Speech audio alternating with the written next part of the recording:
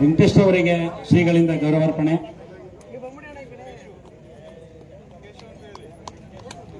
ಕೇಶವ್ ಅವರಿಗೆ ಶ್ರೀಗಳಿಂದ ಗೌರವಾರ್ಪಣೆ.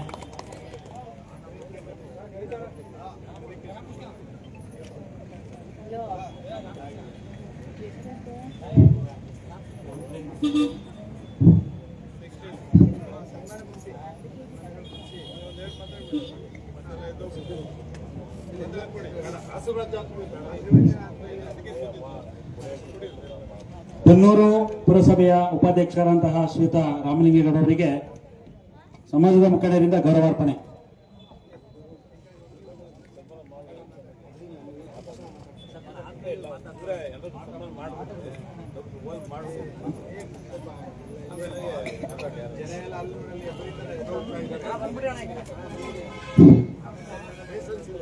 ಈ ಕಡೆ ಬನ್ನಿ.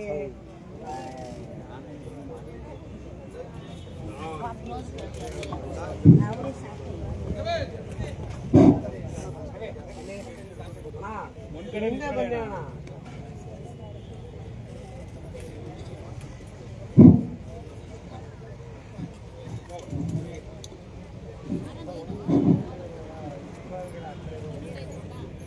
ವೈನ್ ಶಂಕರೇಗೌಡರವರಿಗೆ,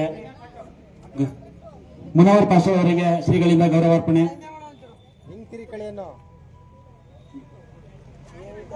ಹಿಂಕಿರಿ ಕಳೆಯನ್ನು ಹಿಂದೆ ಬನ್ನಿ ಅನ್ಬೇಡ. ಹಿಂಕಿರಿ ಕಳೆಯನ್ನು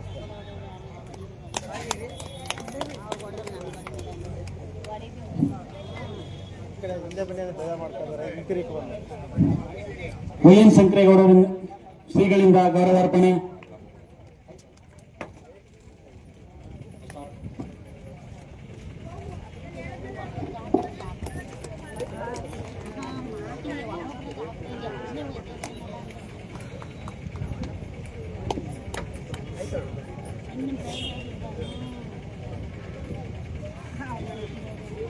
ತಾಲೂಕು ಕನ್ನಡ ಸಾಹಿತ್ಯ ಪರಿಷತ್ತು ಮಾಜಿ ಅಧ್ಯಕ್ಷರಾದಂತಹ ಶ್ರೀಯುತ ರಾಜರವರಿಗೆ ಶ್ರೀಗಳಿಂದ ಗೌರವಾರ್ಪಣೆ. ಅಲ್ಲೇ ರಕ್ಕೇಳು ಗುರುಗಳಿಗೆ ಅಲ್ಲೇ ರಕ್ಕೇಳು ಅವ್ರಿಗೆ ಮುಂದೆ ಕರಿ.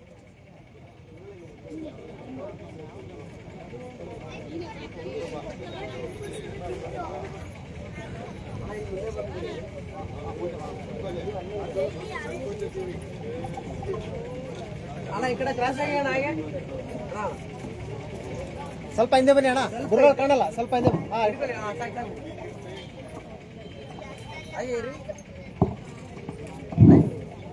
ತಲಕಾಡು ಮಂಜುನಾಥ್ ರವರಿಗೆ ಶ್ರೀಗಳಿಂದ ಗೌರವಾರ್ಪಣೆ.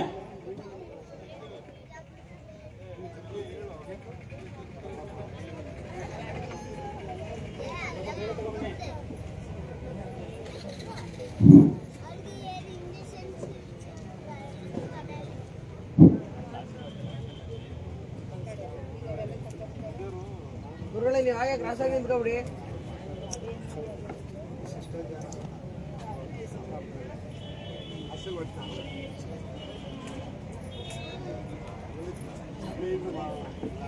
ವೈಎಸ್ ರಾಮಸ್ವಾಮಿ ಅಣ್ಣವರಿಗೆ ಶ್ರೀಗಳಿಂದ ಗೌರವಾರ್ಪಣೆ.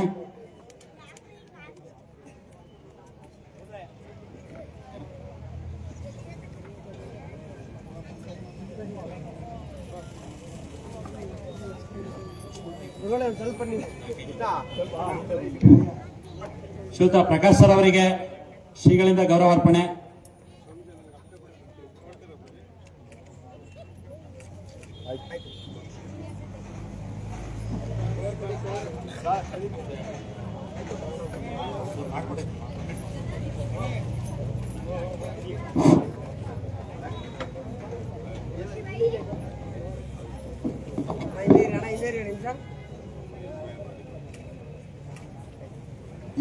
ಆಯ್ತು ಸರ್, ಥ್ಯಾಂಕ್ ಯು. ಈ ಒಂದು ಕಾರ್ಯಕ್ರಮಕ್ಕೆ ನಿರೂಪಣೆ ಮಾಡಿಕೊಡ್ಬೇಕು ಅಂತ ಕೇಳ್ಕೊಂಡಾಗ ಈ ಒಂದು ಕಾರ್ಯಕ್ರಮನ ನಿರೂಪಣೆಗೆ ಯಾವುದೇ ರೀತಿ ಹಿಂದೂ ಮುಂದೆ ನೋಡಿದ್ರೆ ಒಪ್ಕೊಂಡು ಈ ಒಂದು ಕಾರ್ಯಕ್ರಮನ ಯಶಸ್ವಿಯಾಗಿ ನಿರೂಪಣೆ ಮಾಡಿಕೊಟ್ಟಂತ ನಮ್ಮ ಸಿದ್ದೇಗೌಡರವ್ರಿಗೂ ಕೂಡ ಸ್ವಾಮಿಗಳ ಪರವಾಗಿ ಒಂದು ಸನ್ಮಾನ ಕಾರ್ಯಕ್ರಮ.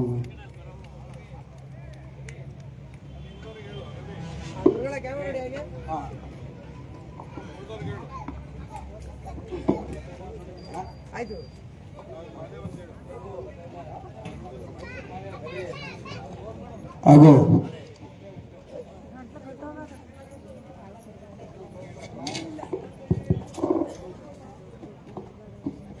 ಮಹದೇವಸ್ವಾಮಿ ಅವರು ಕೂಡ ಬೆಂಗಳೂರಿಗೂ ಕೂಡ ಬಂದಿದ್ದಾರೆ. ನಮ್ಮ ಮಡಿವಾಳ ಜಮಾಂಗದ ಮುಖಂಡರು ಅವ್ರಿಗೂ ಕೂಡ ಈ ಒಂದು ಕಾರ್ಯಕ್ರಮದಲ್ಲಿ ಸನ್ಮಾನ ಗೌರವಾರ್ಪಣೆ ಕೂಡ ತರಿಸೋಣ.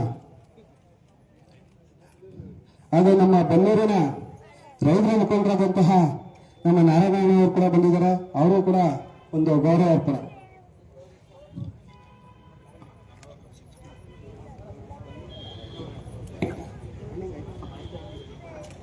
ಹಾಗೂ ಟಿ ನರಸೀಪುರ ತಾಲೂಕಿಂದ ಸವಿತಾ ಸಮಾಜದ ಒಕ್ಕೂಟದ ಸಿದ್ದೇಶ್ವರ ಕೂಡ ಬಂದಿದ್ದಾರೆ. ಅವರು ಕೂಡ ನಮ್ಮ ಒಂದು ಗೌರವ ಸಮರ್ಪಣೆ.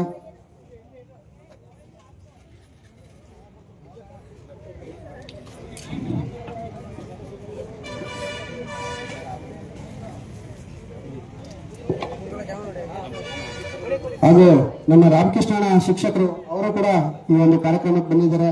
ಅವ್ರಿಗೂ ಕೂಡ ಒಂದು ಗೌರವಾರ್ಪಣೆ.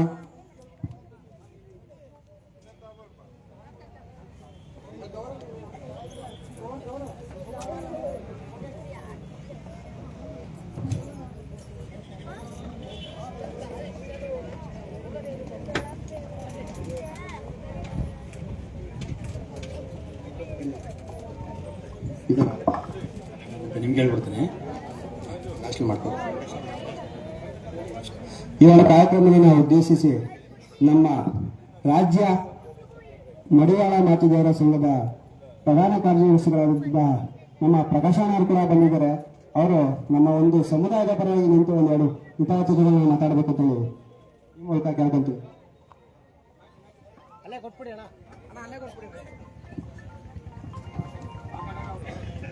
ಎಲ್ರಿಗೂ ನಮಸ್ಕಾರ.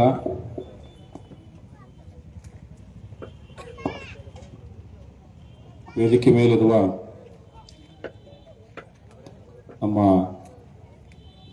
ಗುರುಗಳಾದಂಥ ಬಸವಮಾಚುವ ಪಾದಗಳಿಗೆ ನಮಸ್ಕರಿಸುತ್ತಾ, ವೇದಿಕೆ ಮೇಲಿರುವ ಗಣ್ಯರೇ, ಬಂಧುಗಳೇ, ಈ ಒಂದು ಕಾರ್ಯಕ್ರಮ 11 ಗಂಟೆಗೆ ಆಗಬೇಕಾಯಿತು, 2:30 ಆಗಿದೆ. ಆಗ ಅವಾಗಲೇ ನಮ್ಮ ಡಾಕ್ಟರ್ ರವಿಕುಮಾರ್ ಅವರು ಒಂದೆರಡು ಹಿತವಚನಗಳನ್ನು ನಮಗೆ ಮಾಹಿತಿ ಕೊಟ್ಟಿದ್ದಾರೆ. ಬಂಧುಗಳೇ, ನಮ್ಮ ಸಮಾಜ ಬಹಳ ಹಿಂದುಳಿದಿದೆ, ನಿಮ್ಗೆ ಗೊತ್ತಿರೋದು ವಿಚಾರ. ಬೆಳಿಗ್ಗೆದ್ದು ನಾವು ಕಾಯಕ ಮಾಡಬೇಕು, ಅದು ಬಿಟ್ಟರೆ ನಮ್ಮ ಕೃಷಿ ಜಮೀನುಗಳು ಬಹಳ ಕಮ್ಮಿ ಇದೆ. ನಾವು ವಿದ್ಯಾಭ್ಯಾಸ ಆಗಬೇಕು ಅಂತ ನಮ್ಮ ಡಾಕ್ಟರ್ ರವಿಕುಮಾರ್ ಹಾಗೂ ನಮ್ಮ ಸ್ವಾಮೀಜಿಯವರು ನಿಮಗೆ ಒಂದು ಮಾಹಿತಿ ಕೊಟ್ಟಿದ್ದಾರೆ. ಬಂಧುಗಳೇ, ಇವತ್ತು ನಮ್ಮ ಡಾಕ್ಟರ್ ರವಿಕುಮಾರ್ ಹೇಳ್ತಿದ್ರು, ಶೈಕ್ಷಣಿಕವಾಗಿ ನಾವು ಮುಂದುವರಿಬೇಕು ಅನ್ನೋ ಒಂದು ವಿಚಾರವಾಗಿ. ಅವರು ಇವತ್ತು ಶೈಕ್ಷಣಿಕ ಮುಂದುವರೆದಿರೋ ಪ್ರಯುಕ್ತ ಇವತ್ತು ಸಿದ್ದರಾಮಯ್ಯ ಅವರಿಗೆ ಪರ್ಸೆಂಟ್ ಡಾಕ್ಟರ್ ಆಗಿದ್ದಾರೆ. ಯಾಕೆಂದ್ರೆ ಈಗ ನಿಮಗೂ ಮನೆಯಲ್ಲಿ ಮಕ್ಕಳಿದ್ದಾರೆ, ಅವರು ಉದಾಹರಣೆ ಕೊಟ್ಟು ನೀವು ಹೇಳ್ಬೇಕಾಗುತ್ತೆ ಇವತ್ತು. ಏಕೆ ಈ ಒಂದು ಹೋಬಳಿ ಮಟ್ಟದಲ್ಲಿ ಈ ಒಂದು ಕಾರ್ಯಕ್ರಮ ರಾಜು ಅವರು ಮತ್ತು ಅವರ ಸಂಘಟಕರು ಸೇರಿ ಒಂದು ಕಾರ್ಯಕ್ರಮ ಮಾಡ್ತಾ ಇದ್ದಾರೆ. ಬಹಳ ಒಳ್ಳೆ ವಿಚಾರ. ಏಕೆಂದ್ರೆ ನಾನು ನೋಡಿದಂಗೆ ಜಿಲ್ಲಾವಾರು ಹಾಗೆ ತಾಲೂಕು ವಾರಗಳಲ್ಲಿ ಜಾಸ್ತಿ ಈ ಒಂದು ಕಾರ್ಯಕ್ರಮ ಮಾಡ್ತಾ ಇರ್ತಾರೆ. ಏಕೆಂದ್ರೆ ಈ ಒಂದು ಜಯಂತಿನ ಮಡಿವಾಳ ಮಾಚಿದೇವಿ ಜಯಂತಿನ ರಾಜ್ಯಾದ್ಯಂತ ಫೆಬ್ರವರಿ 1 ಹಾಗೂ ಆ ತಿಂಗಳಲ್ಲಿ ಕಾರ್ಯಕ್ರಮ ಮಾಡ್ತಾ ಇದ್ದೇವೆ ಬಂಧುಗಳೇ.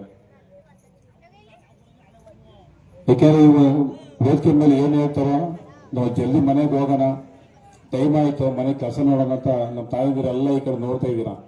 ನನಗೆ ಗೊತ್ತು ಬಂಧುಗಳೇ, ಜಾಸ್ತಿ ನಾನು ನಿಮ್ಗೇನು ಹೇಳೋವಂತ ನಾನು ದೊಡ್ಡನಲ್ಲ. ಯಾಕೆ ಕೆಲವೊಂದು ಈಗ ನಾವು ಬೆಳಿಗ್ಗೆ ಎದ್ರೆ ನಮಗೆ ಸಮಸ್ಯೆಗಳು ದಿನನಿತ್ಯ ನಮಗೆ.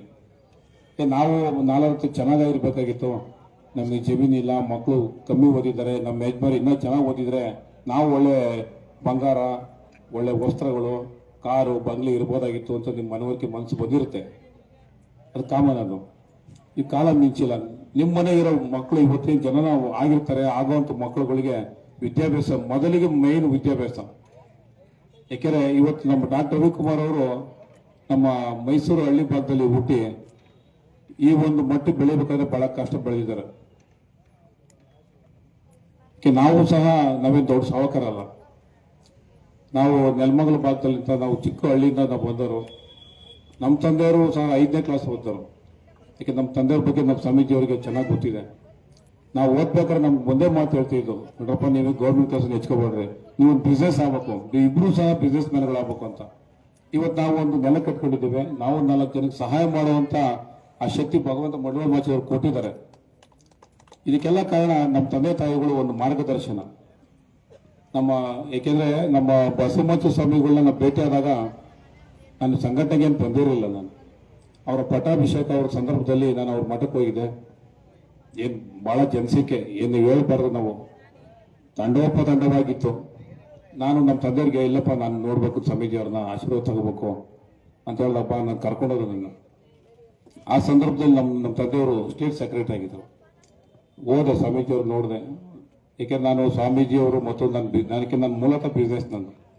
ಈ ಸ್ವಾಮೀಜಿಯವರು ರಾಜಕೀಯವರು ನನಗೆ ವೇದಿಕೆಗಳನ್ನ ಬಹಳಷ್ಟು ನೋಡಿದ್ದೀನಿ. ಬಾಲರಾವ್ ಸ್ವಾಮೀಜಿ ಮತ್ತು ಶಿವಕುಮಾರ್ ಸ್ವಾಮೀಜಿ ಅಂತ ದೊಡ್ಡ ದೊಡ್ಡ ಮಠಗಳಲ್ಲಿ ನಾನು ಹೋಗಿ ನನ್ನ ಅಟ್ಯಾಚ್ ಇದೆ. ನಮ್ಮ ಸ್ವಾಮೀಜಿ ನೋಡಿದೆ, ಹೌದು ಒಂದು ಆಲ್ರೆಡಿ ಒಂದು ಚೆನ್ನಾಗಿ ಮಠ ಕಟ್ಕೊಂಡಿದ್ದಾರೆ. ಆಮೇಲೆ ತಿಳ್ಕೊಂಡೆ ಸ್ವಾಮೀಜಿಯವರು ಯಾವ ರೀತಿ ಬಂದರು. ನಿಮ್ಗೆ ಗೊತ್ತಿಲ್ವಾ, ಸಣ್ಣ ಗುಡಿಸಲಿಂದ ಸ್ಟಾರ್ಟ್ ಆಗಿದ್ದಾರೆ ಆ ಒಂದು ಜಾಗದಲ್ಲಿ. ಆ ಸಣ್ಣ ಗುಡಿಸಲಿಂದ ಇವತ್ತು ದೊಡ್ಡ ಮಠವಾಗಿ ಬೆಳೆದು ಬಂದಿದೆ. ನೀವೆಲ್ಲ ಹೋಗಿ ಒಂದಿನ ನೋಡ್ಬೇಕಾಗ್ತದೆ ಆ ಮಠನ. ಆ ಮಠ ಹೆಂಗೆ ಬೆಳೆಸ್ತಾ ಇದ್ದಾರೋ ನಮ್ಮ ಸಮಾಜನೂ ಅದೇ ರೀತಿ ಬೆಳೆಸ್ತಾ ಇದ್ದಾರೆ. ಬಹಳ ಕಷ್ಟದಿಂದ ಬೆಳೆಸ್ತಾ ಇದ್ದಾರೆ. ಯಾಕೆಂದ್ರೆ ದಿನನಿತ್ಯ ಅವ್ರ ಕಾರ್ಗಳನ್ನ ಕೆಲವೊಂದ್ಸಲ ಅವ್ರ ಕಾರ್ ಕೂತ್ಕೊಳ್ಳೋ ಸ್ವಾಮೀಜಿ ನಿಮ್ಮ ಕಾರ್ ಎಷ್ಟು ಕಿಲೋಮೀಟರ್ ಓಡಿಸ್ತಾರೆ, 4 ಲಕ್ಷ ಒಂದು 2-3 ತಿಂಗಳು ಸಿಗ್ತಾ ಇರ್ತಾರೆ. ಒಂದು 2-3 ತಿಂಗಳು ಸಿಗ್ತಾ ಇದ್ದಾಗೆಲ್ಲ 50,000 1 ಲಕ್ಷ ಜಂಪ್ ಆಗ್ತಾ ಇರುತ್ತೆ. ಅಂದ್ರೆ ಅವ್ರದ್ದು ನಮ್ಮ ಸಮಾಜನ ಯಾವ ಮಟ್ಟಕ್ಕೆ ಸಂಘಟಿತರಾಗಿ ಮಾಡಬೇಕು, ಶೈಕ್ಷಣಿಕವಾಗಿ ಉತ್ತಮವಾಗಬೇಕು, ಸಾಮಾಜಿಕ ಬೆಳಿಬೇಕು ಅಂತ ದಿನನಿತ್ಯ ನಾವು ಹೋರಾಟ ಮಾಡ್ತಾ ಇರ್ತಾರೆ. ನಮ್ಮ ಸಂಘನೂ ಸಹ ಇದೇ ರೀತಿ ನಾವು ಕೆಲಸ ಮಾಡ್ತಾ ಇದ್ದೀವಿ. ಯಾಕೆಂದ್ರೆ ಈ ಒಂದು ಹೋಬಳಿ ಮಟ್ಟದಲ್ಲಿ ನಮ್ಮ ರಾಜವರು ತಂಡದವರು ನಿಮ್ನೆಲ್ಲ ಒಂದ್ ಕಡೆ ಕೂಡಿಸಿ ಒಂದು ಕಾರ್ಯಕ್ರಮ ಮಾಡ್ಬೇಕಂದ್ರೆ ತಿಂಗಳಾಂಗಟ್ಲೆ ಬಹಳ ಶ್ರಮ ಪಟ್ಟಿರ್ತಾರೆ. ಅವ್ರ ಒಂದು ಚಪ್ಪಾಳೆ, ದಯವಿಟ್ಟು ಚಪ್ಪಾಳೆ ತಟ್ಟಿ ಅವ್ರಿಗೆ.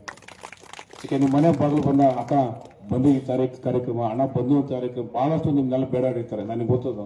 ಯಾಕೆ ನಾವು ಸ್ಟೇಟ್ ಕಾರ್ಯಕ್ರಮ ಮಾಡ್ಬೇಕಾದ್ರೆ ನನಗೂ ಆ ಅನುಭವ ಆಗಿರುತ್ತೆ. ಈ ಒಂದು ಏನಕ್ಕೆ ವಿಚಾರ ಹೇಳ್ತೀನಿ ಅಂದ್ರೆ, ನಾವೆಲ್ಲ ಮಡಿವಾಡ್ರು ಯಾವ್ದೋ ಊರಲ್ಲಿ ಏನಾಯ್ತು ಅಂದ್ರೆ ನಾವು ಇಲ್ಲಿಂದ ಅಯ್ಯೋ ಅಂತ ಅನ್ಬೇಕಂತೆ. ಆ ಅಯ್ಯೋ ಅನ್ನೋದು ನಮ್ಮ ಸಂಘಟನೆ. ಬೇರೆ ಮುಂದುವರೆದ ಜಾತಿಗಳು, ಕೆಲವರು ಜಾತಿಗಳು ಆ ಒಂದು ಪರಿಸ್ಥಿತಿ ಸಂಪ್ರದಾಯ ಬೆಳೆಸ್ಕೊಂಡಿದ್ದಾರೆ. ನಾವು ಆ ಸಂಪ್ರದಾಯ ಬೆಳೆಸ್ಕೊಂಡಾಗ ನಮ್ಮ ಮಡಿವಾಡ್ರು ನಮ್ಮ ಅಗಸವನು ಈ ತರ ಆಯ್ತಂತೆ ಅನ್ನೋದು ನಾವು ಒಂದು ಬೆಳಕಿಗೆ ಬರ್ತೀವಿ. ಇಲ್ಲ ಅಂದ್ರೆ ನೋಡಿ, ಅವರು ತಿಂಗಳಾಂಗಟ್ಲೆ ಮಾಡಿರೋ ಇದಕ್ಕೆ ಕೆಲವು ಚೇರುಗಳೆಲ್ಲ ಖಾಲಿ ಇದೆ. ಏನಾಗ್ಬರ್ತಾರೆ, ಸ್ವಾಮೀಜಿ ಬರ್ತಾರಂತೆ, ಒಂದ್ 4 ಮಾತು ಮಾತಾಡ್ತಾರೆ. ಇನ್ನೇನು ಅಲ್ಲಿ ನಾವ್ ಯಾಕೆ ಹೋಗ್ಬೇಕು, ನಮ್ಗೇನು ಕಾಸು ಕೊಡಲ್ಲ, 500 ರೂಪಾಯಿ ಕೊಟ್ಟು ನಾವು ಹೋಗ್ಬೋದಾಯ್ತು. ಆ ಮನೋಭಾವ ಬಿಡಬೇಕು. ಯಾವುದೇ ಸಂಘ ಸಂಸ್ಥೆರು ನಿಮ್ಮ ಮನೆ ಬಾಗಿಲಿಗೆ ನೀವು ಫೋನ್ ಮೂಲಕ ಬಂದ್ರೆ ಬಂದು ಕುತ್ಕೋಬೇಕು. ಯಾಕೆಂದ್ರೆ ಸರ್ಕಾರ ಸೌಲಭ್ಯಗಳು ನಮ್ಗೇನು ಅನ್ಯಾಯ ಆಗ್ತಿದೆ ಅಂತ ನಾವೆಲ್ಲ ಬರ್ತೀವಿ. 100 ಕಿಲೋಮೀಟರ್ ನಾನು ರಾಜನೇ ನೋಡಿಲ್ಲ, ನಿಮ್ಗೆ ಗೊತ್ತಿಲ್ವಾ. ಉತ್ತಮವಾಗಿ 1 ತಿಂಗಳು ನನ್ನ ಅಪ್ಪನ ಫಾಲೋ ಅಪ್ ಮಾಡೋರು. ಸರ್ ಹಣ ಬರಬೇಕು ಕಾರ್ಯಕ್ರಮಕ್ಕೆ, ಬನ್ನಿ ಒಂದು ಒತ್ತಾಯ. ಯಾಕೆ ನಿಮ್ಮ ಸಮಸ್ಯೆಗಳು ಆಲಿಸ್ಬೇಕು, ನಿಮ್ಮಲ್ಲಿ ಒಬ್ರು ಆಗ್ಬೇಕು ನಾನು ಬಂದಿದ್ದೀನಿ.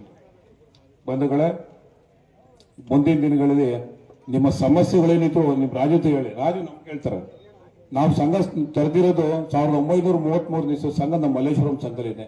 ನಿಮ್ಮಂತವ್ರು 100 ಜನ ಬರ್ತಾರೆ. 100 ಜನಗಳಿಗೂ ನಮ್ಮ ಕೈಲಾಗಿನ ಸಹಾಯಗಳು ಮಾಡ್ತಾ ಬಂದಿದ್ದೀವಿ. ಈ ಮುಂದಿನ ದಿನಗಳು ಈ ಒಬ್ಬಳಲ್ಲಿ ನಮ್ಮ ರಾಜ್ಯವ್ರ ಮೂಲಕ ಶಕ್ತಿ ಕೇಂದ್ರ ಆಗಿ ಮಾರ್ಪಡ್ಬೇಕು. ನೀವೆಲ್ಲ ಅವ್ರಿಗೆ ಕೈ ಜೋಡಿಸಿ ನಿಮಗೆ ಅವ್ರಿಗೆ ಸಹಾಯ ಮಾಡೋಕ್ಕೆ ಶರಸಿದ್ಧರಾಗಿದ್ದು ಈ ಸಂದರ್ಭದಲ್ಲಿ ಹೇಳಕ್ ಬಯಸ್ತೇನೆ.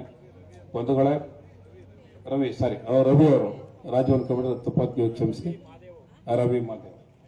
ಯಾಕೆಂದ್ರೆ ನಮ್ಮ ಈ ಮೈಸೂರು ಭಾಗದಲ್ಲಿ ಸಾಕಷ್ಟು ಸಂಘಟನೆಗಳು ಹುಟ್ಕೊಂಡಿದ್ದಾವೆ, ನಿಮ್ಗೆಲ್ಲ ಗೊತ್ತಿರಾಗಿದೆ. ಮೈಸೂರು ಭಾಗದಲ್ಲಿ ನಾನು ಅಧ್ಯಕ್ಷ ಅಂತ ದಿನಕ್ಕೊಂದು ಬೆಳಿಗ್ಗೆ ಒಂದು ಸಂಘ ಹುಟ್ಟುತ್ತೆ, ಸಾಯಂಕಾಲ ಸಾಯ್ತದೆ. ಆ ತರ ಸಂಘಟನೆ ಇದಾವೆ. ಆ ತರ ಆಗ್ಬಾರ್ದು.